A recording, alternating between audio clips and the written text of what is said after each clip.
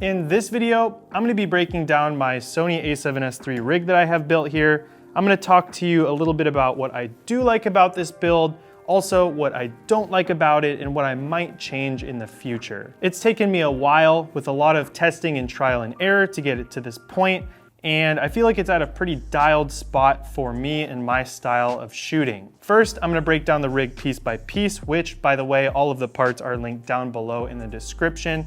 Then, once you have a better understanding of what you're looking at here and what everything does, I'm going to talk about why I like it, and then why I don't like parts of it, and what I wish it had and what I would change in the future. The first core component of this build is obviously the Sony A7S III. I'm not going to go into details here because that's not what this video is about, but this camera is everything I wanted and more in a mirrorless body between the 4K 120 slow-mo, the 10-bit 422 color. This thing is just an absolute beast. 10 out of 10, I love it for what it is. Moving on to the lens I rock with this rig, I'd say probably 90% of the time is the Sigma 24-70 f2.8 Art. But I have one major caveat about it, which is extremely frustrating because it's such an awesome lens. I've found that this 24-70 range on the full frame and the ability to punch in a little bit when you switch to active stabilization on the A7S III is the perfect run and gun range for me. But unfortunately, when you zoom in and you extend the barrel of the lens, dirt can get inside. And after using this lens pretty frequently and definitely abusing it quite a bit, I do have some dust inside the lens element. Most of the time in the footage, you can't see it, but there are times when I'm shooting on more of a blank background or at like f15, you can definitely see the spot on the lens, which is really annoying. So I'm probably gonna have to send this thing into Sigma for cleaning, which quite frankly, I don't even know if they're gonna be able to fix it. So that's a huge bummer because this lens would be a 10 out of 10 if that wasn't an issue. But with that, I can only rate this thing like a 7 out of 10. In the front of that lens, I'm rocking the Peter McKinnon Variable ND Mist Filter by Polar Pro. It was insanely expensive. I will admit that I got fanboyed into buying it. However, it's been good quality for me. I really love the mist effect because the Sony cameras in general, I think, are a little bit too sharp, and the mist filter sort of helps soften that up without having to do anything in post. I also like how I can take this filter on and off without having to touch the glass element using their lens cap. I think it's a really ingenious system, and it definitely justifies the price a little bit. Moving on to the core cage for this whole rig, I use the small rig cage. I love it. I have nothing bad to say about it. It's solid, it's cheap, it's pretty light. It has a million different mounting points. I just love it. Attached to the cage is pretty much everything else we're gonna be talking about today. So I have my top handle here from Small Rig with also my little monitor swivel mount that just screws in right on front.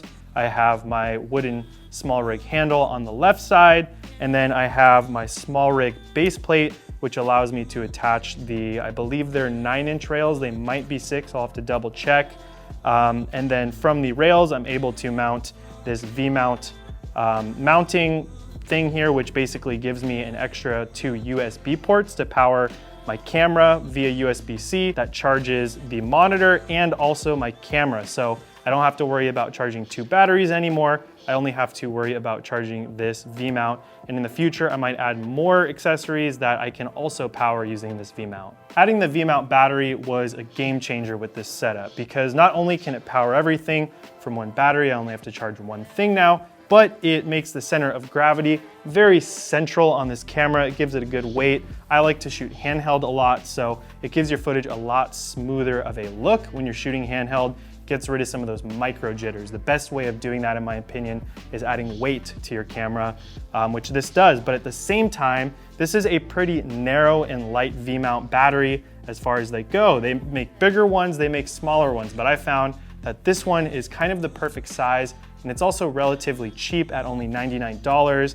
I have like 3 or 4 of these. This V-mount battery powering both the monitor and the A7S III will easily last a full day's shoot, sometimes a day and a half. It can even be 2 days of shooting depending on how much I'm recording, but usually my rule of thumb, I just charge this thing after every day of shooting. The main component I don't think I've talked about yet is the Ninja 5.5-inch monitor, also a recorder. Now, this is super overkill because I can record ProRes video to the solid state drive that gets attached to this monitor. However, I actually don't use that feature. I usually just record internal to the A7S III. ProRes files are just stinking massive. Yes, they're easy to work with, but I have a pretty fast computer that can process the footage straight out of the A7S III. So I get to save a little bit of space by doing that, and my computer runs just fine without the ProRes. So I love this monitor. It looks really great. You can load LUTs into it. You know, you can shoot in S-Log3, but then also monitor your LUTs on this monitor so you can see what it's going to look like after you color grade it.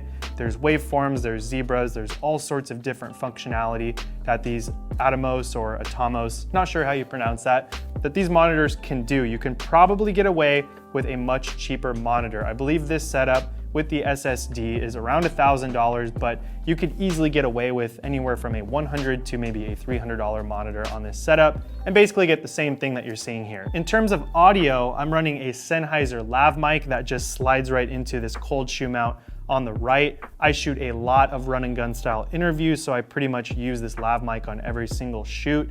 It is a little bit pricey, but it's bulletproof. I've dropped it a whole bunch of times and it still works flawlessly and it sounds really good. I'm actually using it to record right now, so it's not on the camera, but as you can tell, it sounds pretty good. And sometimes I just want to shoot shotgun audio, so I will unplug the lav connector from the 3.5mm jack. I will slide my Shure, I think it's the VP83 or something, again, it's linked down below, shotgun mic onto the cold shoe on the small rig handle on the left, and then I'll just go ahead and plug that in. So now I can sort of switch between or toggle between having my lav audio or my shotgun audio, but I also think this is a little bit of a con of this setup, which I'm gonna get into later. I guess the last thing I will say about the rig itself before I start talking about what I like about it and don't like about it are these little NATO rail attachments from Small Rig that allow you to just screw the accessories on. So I can take this top handle off super easily within 30 seconds or less. I can take the side handle off by just simply unscrewing it, no tools needed. And I like being able to do that because I can quickly break this down into just the body, lens, and cage to throw on my gimbal. And then when I need to, I'll build out this rig again with the V-mount battery and the monitor and all this stuff. But I can relatively quickly change between this rig and just the body, the cage, and the lens. So what do I love about this particular build? Well, first, I think it's very balanced. When you pick it up, like I mentioned earlier, it's got a good center of gravity overall. It's just got a really nice, heavy, balanced feel, especially for shooting handheld. Next, just ergonomically, I like how it feels. I mean, you have the side handle on the left, and then I just use, you know, the built-in grip on the A7S III on the right to hold it like this. With the V-mount battery, I can also press it against my chest to get a more stable shot, or I will even sort of rest the V-mount battery up on my shoulder here.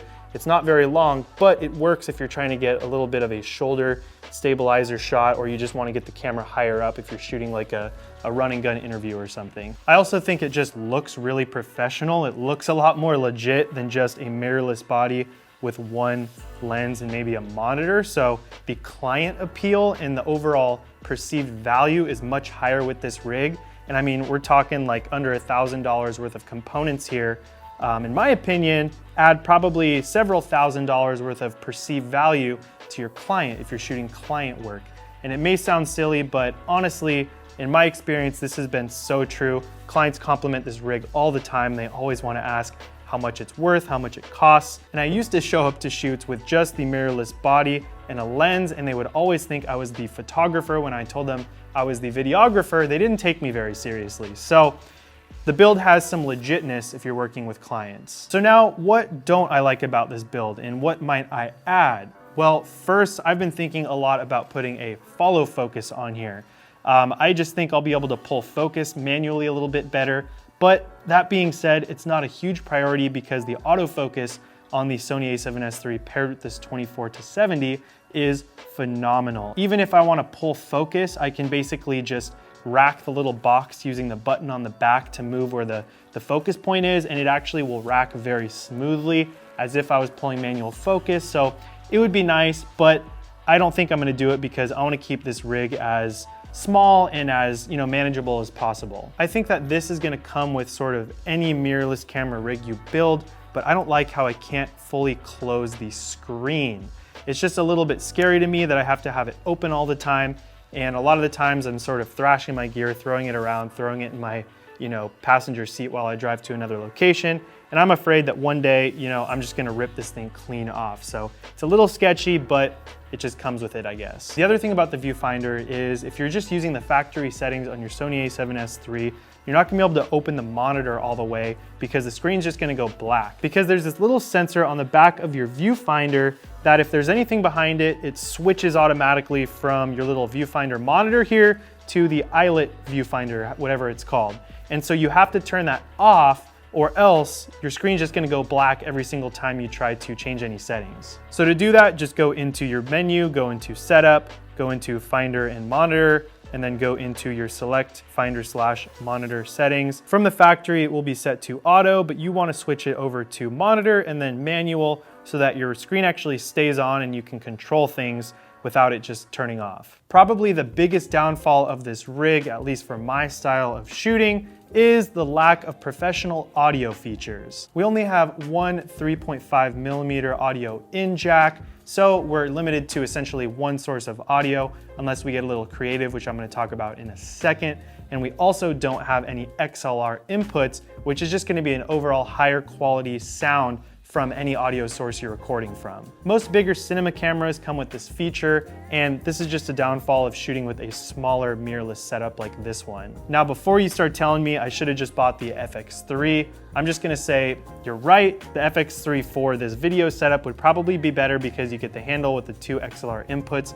However, I still shoot a lot of photos with the A7S III, and I wanted a hybrid camera. I wanted to be able to take all of this down and just run and gun with it as a photo camera. I think this is better to do that with than the FX3. So I know that it is an option to get the XLR hot shoe mount from Sony and rig it up on this thing, and then I'd probably have those 2 XLR jacks, but then this rig would start to get really big and bulky, so I don't know if I'm gonna do that. A lot of the times my clients will request that I shoot 2 channels of audio at the same time. So for example, 2 people sitting next to each other being interviewed.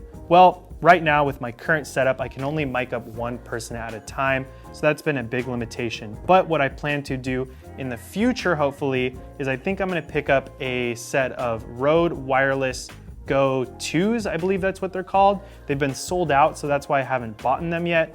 But it allows you to have 1 receiver pack on your camera and then have 2 channels of audio, so you can mic up 2 people and send that to your 1 receiver. So that's a very attractive setup that I'm gonna look into in the future. Something I will probably add very soon, but haven't yet because dollar bills, it's pretty expensive, is a Polar Pro matte box with variable NDs. There are some cheaper matte boxes on the market. I think that Small Rig makes one for about $100, maybe it's about $120, but I don't think that you can change NDs in it very easily. And I also don't think it's very easy to install and take off.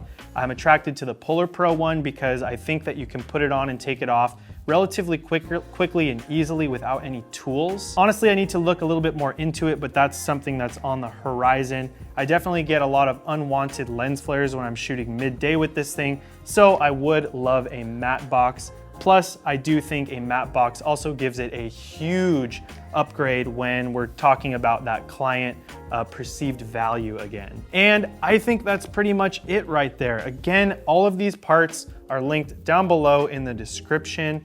If you have any questions about this build, please drop them down below in the comments because it was definitely a little bit confusing and intimidating building this thing out, and it took a lot of trial and error. So let me know if you have questions about, whether this is gonna work for your style of shooting or just what my experience is in any of these components, because I've been kind of battle testing this setup for quite some time now. You guys know the YouTube drill. Hit the like button if you like this video, subscribe if you wanna see more, and I'll see you guys in the next one. Hope this was helpful in your camera rigging journey / process. All right, see you guys, peace.